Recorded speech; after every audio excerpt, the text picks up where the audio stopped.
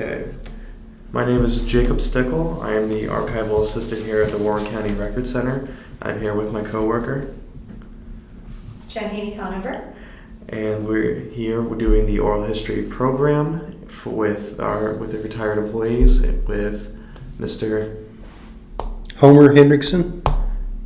Thank you. And today's date is August 22nd, 2023. All right, we're just going to go through some initial questions. We have the general background questions here. Well, when and where were you born? Middletown Hospital, January 10, 1942. All right, and where'd you grow up?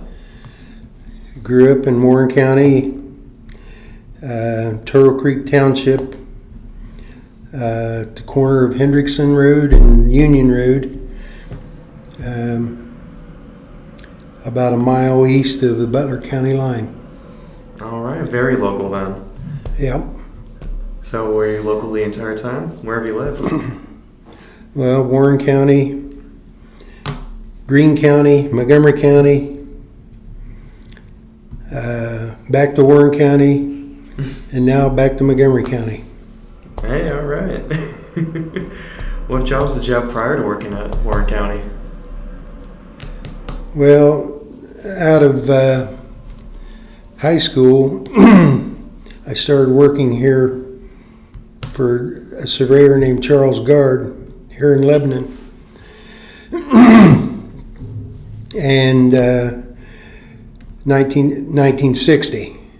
1962, I went to a firm called Markey and Hasselbring, who was at the time in the process of doing a preliminary survey for Interstate 71, and I worked on that. 1964, I went to the City of Xenia Engineering Department. And 1969, I went to a Paul Rodenbeck and Associates engineer and surveyor company. 1969. In 1973, I got my surveyor's license. And in 1984, came to Warren County. All right. You worked a full amount of jobs right beforehand. So you were able to be hands-on with the beginnings of the interstate highway when it was coming through. That's awesome. 1960, when I graduated high school, 75 was just opening. Yeah. It was already constructed. 71 was just in the very early planning. Man. Well, that's great to hear. Right now we have the departmental questions, more specific to which you worked at Warren County. Which departments did you work for during your time here? Map room, which was a division of the engineer's office, and we were creators of the current property maps for the auditor. All right. So they can, evaluate land and everything. Did you have any additional affiliation with the auditor's office? Well, we worked with them on a daily basis. They were like right today, the auditor, the recorder, and the map room are all kind of working one. Mm-hmm. So were you guys were kind of like the early, you worked with the early vision of like GIS to make the maps and whatnot of and then different subdivisions for, I guess what now we do have is the GIS department. But you were, of course, obviously. I was here at the very beginning of the GIS. Actually, it started over on Silver Street, the very beginnings of it. All right. And how long did you work for Warren County? What year did you start? Started in 1984 through 2008, 24 years. All right. And where were these departments located through the years that you were here? Well, in 1984, we were at 320 East Silver Street. and we moved to here 406 Justice Drive in 2000. How was that move? Pretty tenuous or chaotic at the time? It was chaotic, yep, sure was. In fact, we got everything moved, and crew, our department was here. I'd say that the day of the move, we were here till almost midnight, I think. We had to get prepared to be open the next day. Oh, goodness. When you were, so what was your role at the time during that move? Were you the? I was hired as supervisor of the map room. Okay, so you were the supervisor the whole time you were here. Correct. Awesome. Had there been a supervisor in that position beforehand, or were you? Oh, yes. Okay. Don Tevis was the supervisor at that time. He retired, and he was also a surveyor, and he worked with me for 2 weeks before he left on retirement. So I got thrown into the fire at that point. That's great. Yeah, I was just curious if you had been essentially kind of the boss the whole time you were here, or if you had to work your way up. But I mean, it sounds like you had quite a bit of experience before you came back to Warren County. So Correct. Definitely. What were some of your daily tasks as the tax map supervisor? Well, we had to deal with the public a good bit. They have lots of questions about different things that are happening in development and concerning their property lines, their deeds, and so forth. And then from the actual work standpoint, we reviewed surveys, plats, annexations, and reviewed all of the legal descriptions that came in for recording and identified them by parcel number so that the auditors could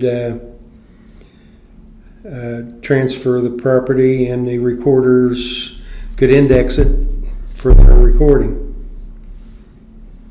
All right. And what is something that people don't know or didn't know about that position? Oh, probably just how actually involved it all is. Working with so many different departments before they could bring a map or a plat to us, they had to go through planning, had to go through health department to make sure they could have sewer or water or whatever they needed. Engineer's office for road frontage, all kinds of things that had to coordinate, and then they had to do all those things and then get a surveyor to do the actual survey before they could cut a piece of property off. Oh my goodness, I had no idea that all that was involved yet either. And how often did you interact with the public? It sounds like frequently. Excuse me? How often did you interact with the public? Well, probably about every other 5 minutes. There's a lot of the public that brought their own documents in for recording. A lot of it came from lawyers and title examiners. But public would just pop in with questions that they were dealing with, didn't know how to approach it, and basically we tried to just guide them in the right direction. Oh yeah, I would say that down here we were very familiar with that. What were some of the challenges that you've had to deal with some members of the public coming in and attempting to help them as best you could? Challenges. Well,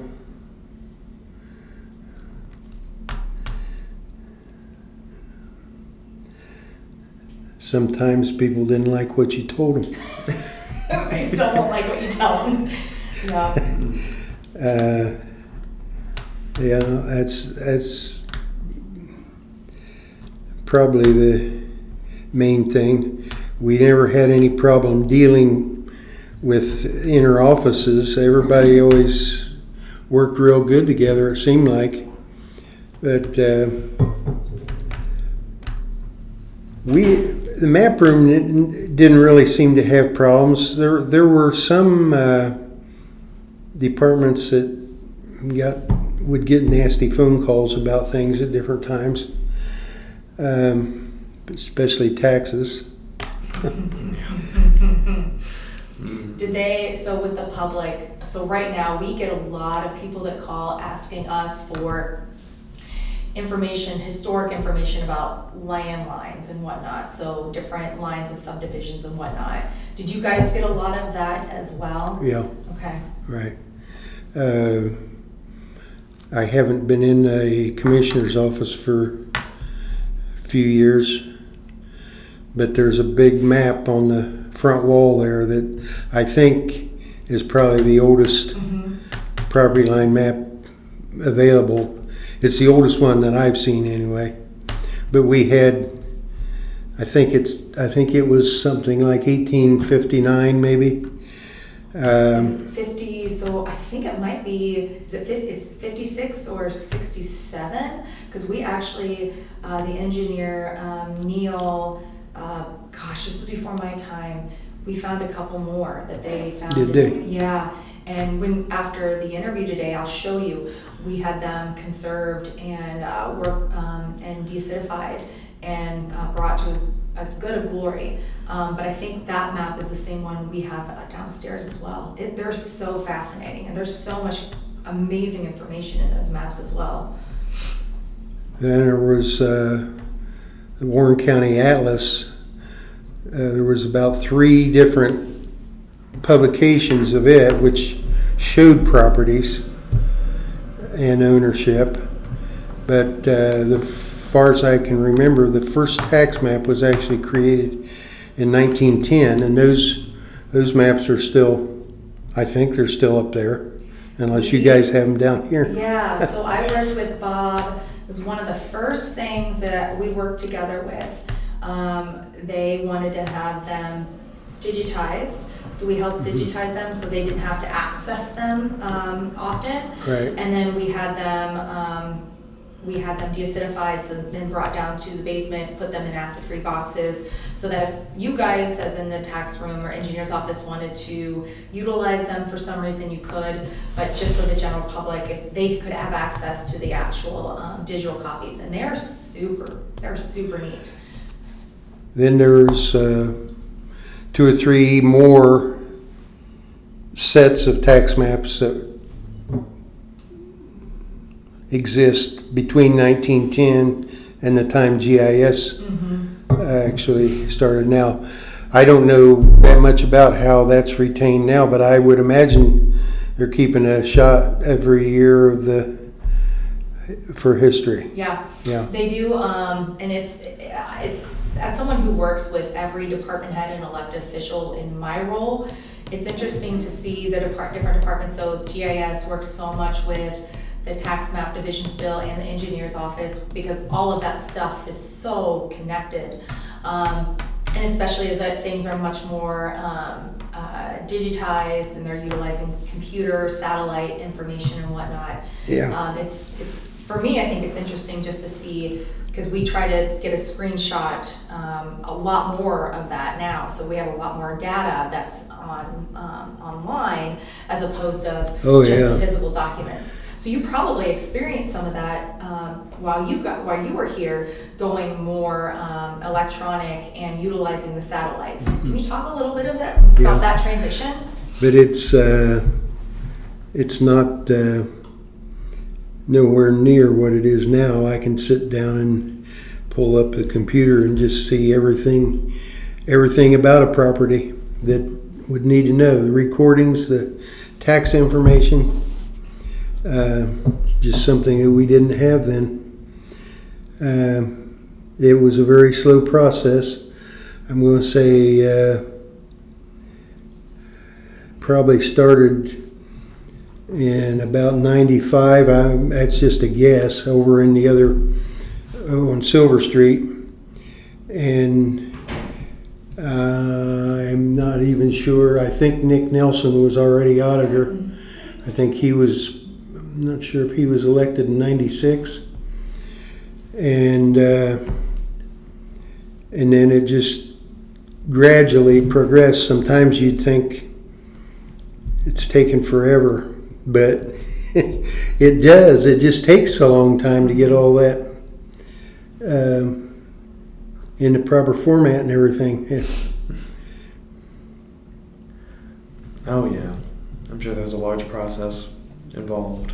Yeah, we just did, Jacob and our one of my supervisors that's under me, Tori Otten, they just did an exhibit that opened up on the second floor, and we have a lot of the, we have actually one of the first surveyors of the county was an auditor, actually. I think he ended up becoming the first auditor or a tax assessor or something like that. Mm-hmm. So if you get a chance, I would highly recommend checking that out, because Jacob actually digitized the 1891 tax atlas. It was one of the older atlases, and utilized the tax maps and the survey maps for the background of the exhibit that they have up on the wall. It's really fascinating. If you would like, afterwards we have a picture we usually set up, and we can show you the exhibit or wherever you liked. Okay. All right. Now that we're sufficiently oh, sorry. I say it sounds good. All right. Now that we're off track, I apologize. Are there coworkers, managers, or others you've worked with that have had an impact on you? And who are they? Well, there's a lot of people who had an impact, but there so many that were good to work with. I'm not going to try to mention the employees because there's so many, and I know I'd leave out some good ones. I probably had close to 24 different people in that 24 years, off and on. But working with the elected officials, Les Spade and then Nick Nelson, and then into Matt Nolan even right before I left. Yeah. And the recorders, Edna Boyer and Beth Deckard, they were always everybody was extremely helpful in getting to you what you needed to get the answers they needed. That's the thing. It took people working together. And then we had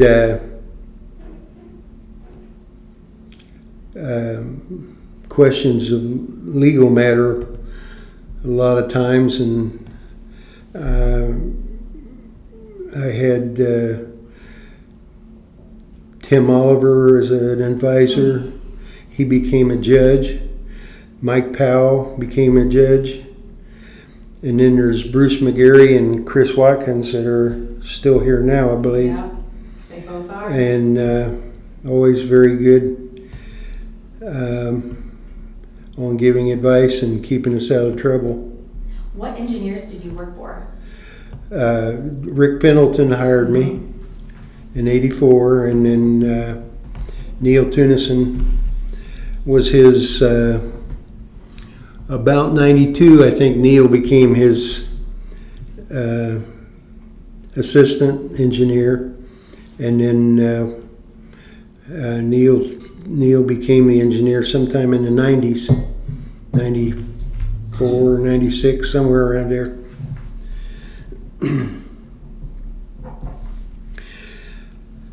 I would say the biggest impact came from a man that worked at the engineer's office named Jerry Stiles.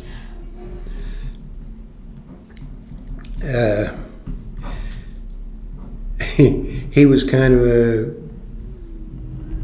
knew everything there was to know. He had started in the map room when he was still in high school, and eventually got promoted out of there into the engineer's office, where he kind of overseen a lot of departments and divisions involved with the engineer's office. He was a member of the planning board, zoning commissions, and things like that.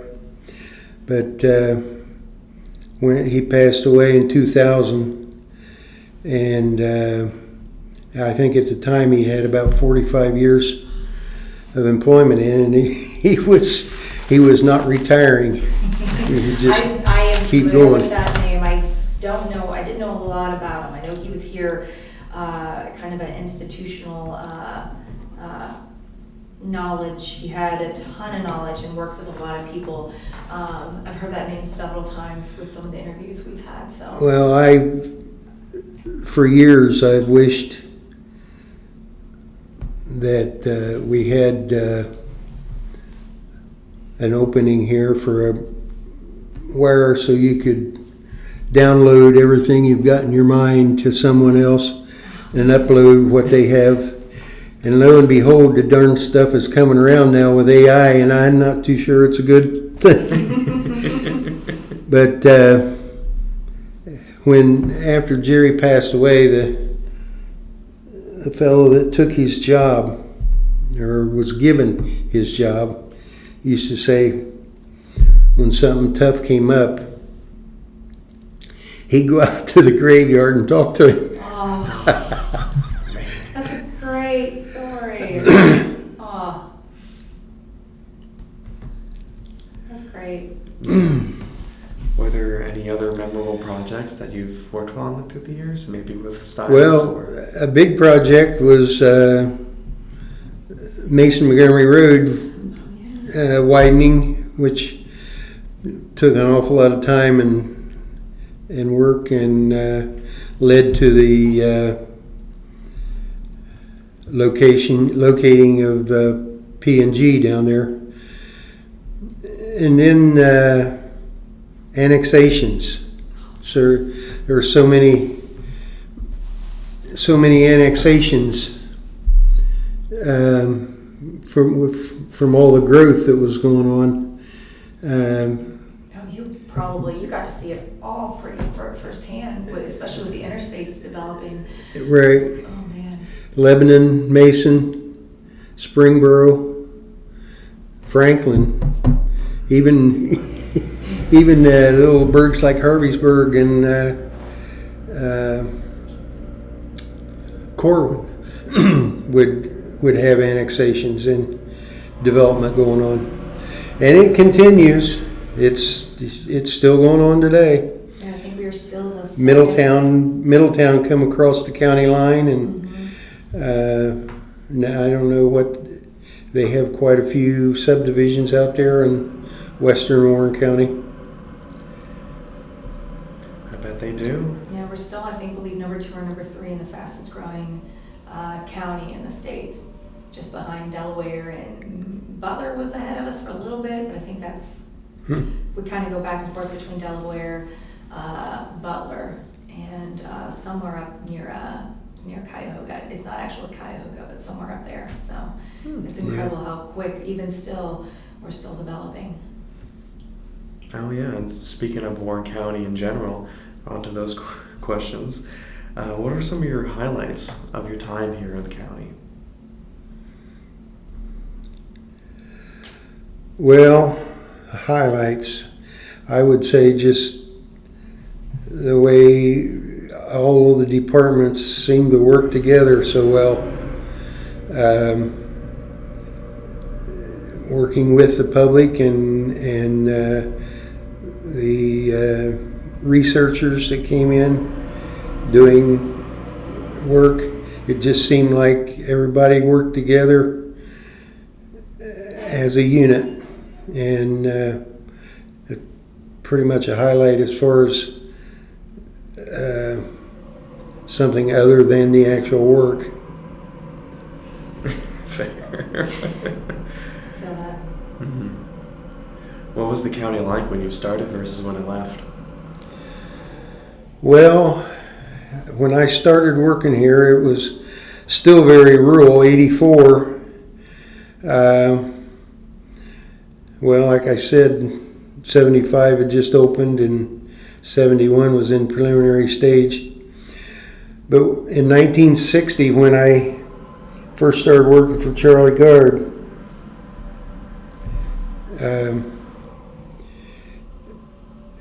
if we came to the courthouse to do research,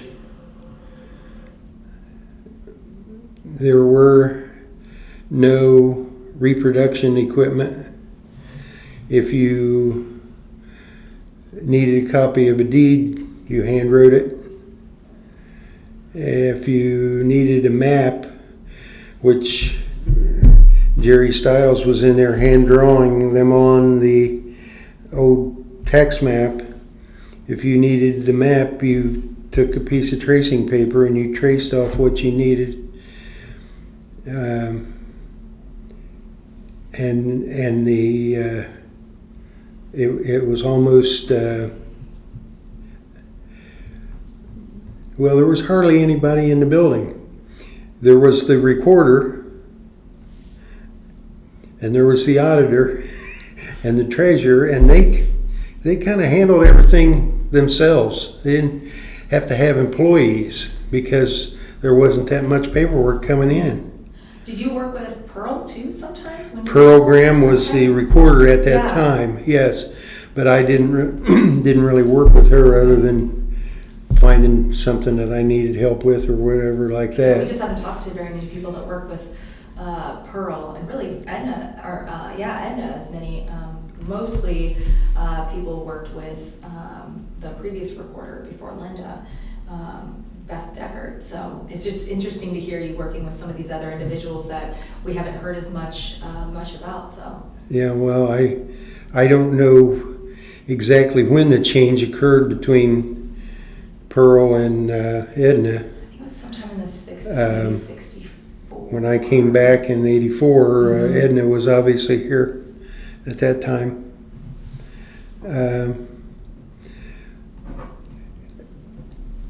In '84, like I said, it was still very rural and small. There were cases of sheriff sales. An example, if I'm not mistaken, Jim Collins was the sheriff either when I came or very soon thereafter.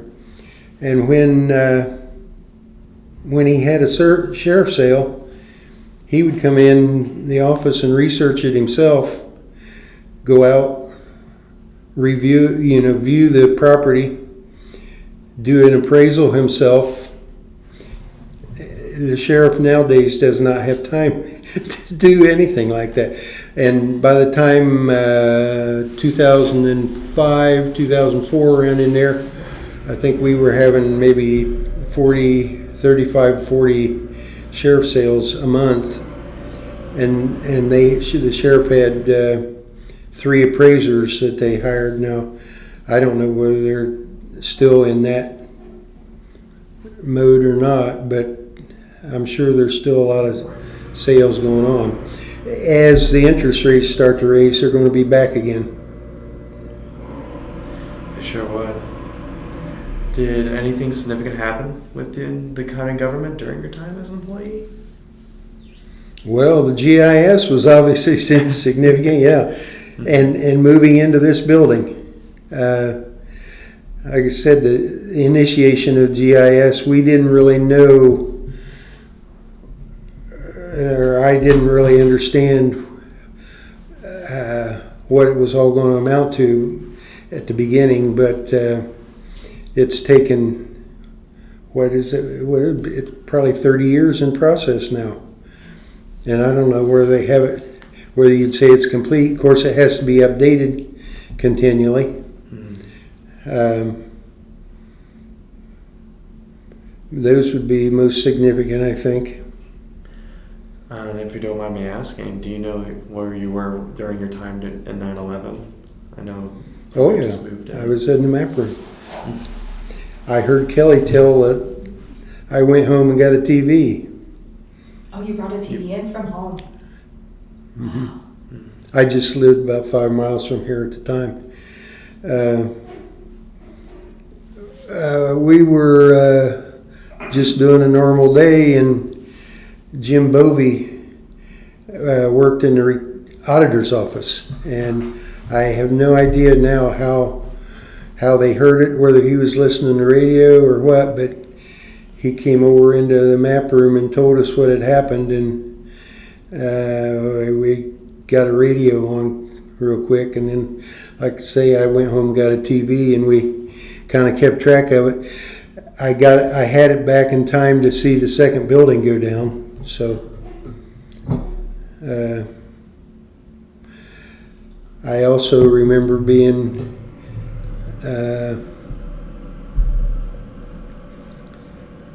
at work over on Silver Street when the USS Cole got bombed.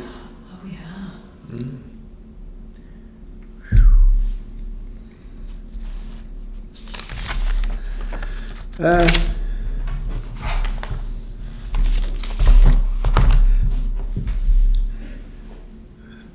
What else? Who else died? Oh. There's a number of map room employees that are deceased Yeah. that I worked with. And of course, Rick Pendleton is now. What year did he pass on? About 20, either 21 or 22. Okay. I'm not So positive. more recently? It wasn't very long ago, Wow, no. I did not know that. Okay. I think his wife died about 6 months before he did, Okay. something like that. Yeah, that's how it goes. Yeah, because I know he was engineer here for quite a long time. I mean, so many of the records we have in the back have his name or Neil's name on there. So, but a lot of them have Rick's name on there. Yeah. I think he was, well, no, Rick was actually appointed initially to replace another engineer who may have passed away. I can't remember now the name. Stan Markey was engineer. Mm-hmm. I think Rick actually replaced him, Okay. but I won't guarantee it. That's what Markey, the road, that's named after, that area over there, where they have the engineers, or majority of the highway department and engineer. Yeah. Okay. Mhm. Yep. What are some of the most important things that you've learned from working in Warren County? Well,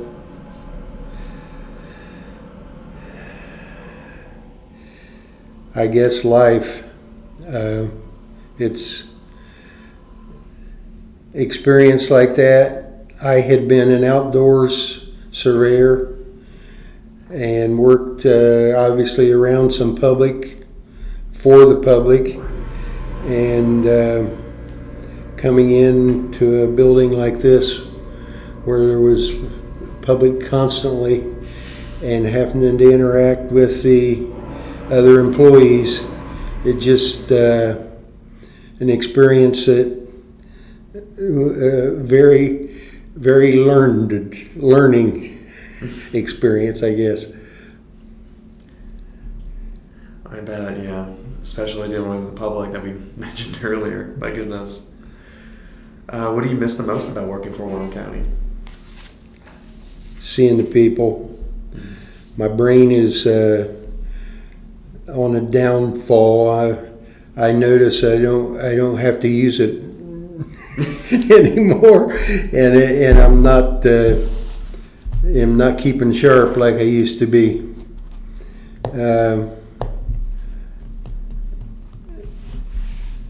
But just being around all the people and friendships that there were developed and that kind of thing. The work, actually, don't miss that. That sounds about right. And on that, what advice do you have to give to current Warren County employees? Well, I would say you just need to do the job and keep your nose to the grindstone.